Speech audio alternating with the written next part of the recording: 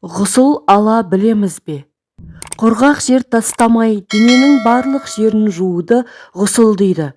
Ғұсылды керектенетін жағдайлар: жүніптік жағдай, жасына жеткен әйел мен еркектің қатынаста болуы, ұйқыда немесе ояу кезінде әйел және еркектің жыныс мүшелерінен шабыт пен су шыққан жағдайда. Екінші, ай сайын белгілі уақытта көрінетін әйелдердің етек кірі келіп біткен кезде. Үшінші, әйелдерде босанғаннан кейін тазару мерзімі біткенде. Бұл жағдайларда ғұсыл құйынулары фарыз.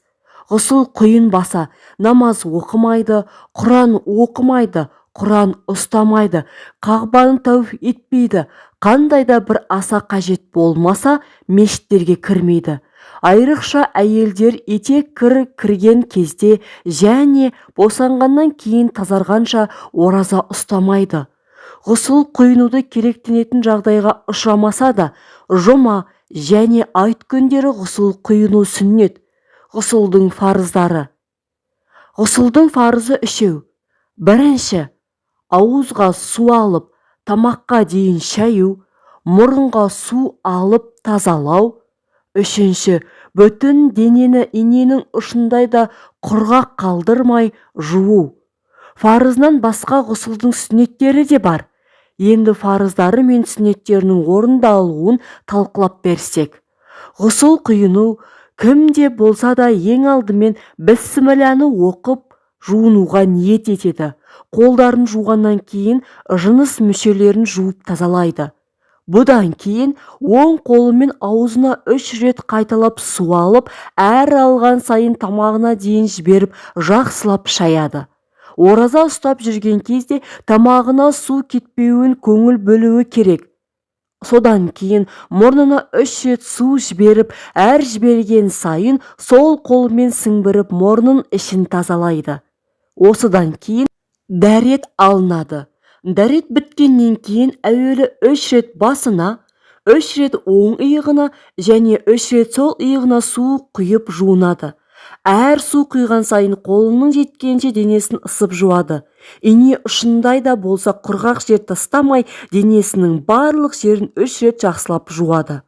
Жуынғанда кіндіктің шұңқыры, құлақтың ішінің қуыстары, сырға тағатын тесіктер, тістің арасы, мұрт, шаш және сақал мен бұлардың түбіне де су болуына өте көңіл бөлу керек.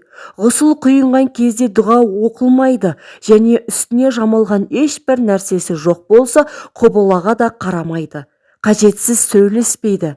Міне, парыздары мен сүннеттеріне қарай орындалған ғұсыл құйынуы осы. Ғұсыл құйынудан керек деп көрген кімде болса да аузына және мұрнына су алып, жақсылап шайынғаннан кейін бір ағын суға немесе теңізге, әйтпесе жасанды су бассейнге түсіп, денесінің барлық жеріне су тиген болса, ғұсыл құйынғанға есептеледі. Ғұзырлы болғандардың жағдайы: дәретті бұзған нәрсенің намаз уақыты келгенде де үзілмей жалғаса беруін ғұсыр дейді. Мұндай жағдайға душар болғандарды ғұсыр иесі деп атайды. Қандай да бір аурудан болып, мұрнынан қан ағып немесе денесінің кейбір жерінен қан не басқа да бір нәрсе, несептің қайта-қайта келуі, ірің су ағу тағы басқа келген қолайсыз жағдайда намаз уақыттың ішінде ол тыйылса, дәрет алып намазын оқиды. Егер намаз уақыттың ішінде тоқтамай, дәрет алып намаз оқитындай уақытта тыйылмаса, ғұсыр иесі саналады. Бұл жағдайға ұшырағандар намаз уақыты кіргеннен кейін де жалғаса берсе, дәретін алып намазын оқиды. Тыйылмаған ол нәрсенің сыртында дәрет бұзатындай басқа бір нәрсе болмаса, осы дәретпен осы намаз уақыт ішінде ғана қалағанынша намаздарын өтей алады. Қаза және нәпіл намаздары да болады. Намаз уақытының біткенімен енді ғұсыр иесінің дәреті бұзылып, бұл жағдайы жалғаса берген кезде екінші намаз уақыты кіргенде қайтадан жаңалап дәрет алады. Бұл дініміздің ғұсыр иелеріне көрсеткен бір оңайлығы. Әйелдерге байланысты жағдайлар. Әйелдерге байланысты ерекше жағдайлар үшеу. Етеккір жағдайы: Хайыз. Қыздар балиғ жасына келген кезінде өздеріне тән бір ерекшеліктері білінеді. Мұны етеккір дейді. Етеккір ай сайын белгілі күндері келіп, жалпы 55 жасына дейін жалғаса береді. Кейбір әйелдерде бұл жастан бұрын да, соң да тыйыла береді. Етеккір әйелдерде әртүрлі, біреуінде ең азы 3 күн, ең көбі 10 күнге жалғасады. Осы күндерде ар жағынан шыққан қанның тоқтамай ағып тұруы шарт емес. Шыққан қан ара-тұра тыйылып қалып тұрса да, бұл уақыт етеккір мерзімі деп саналады.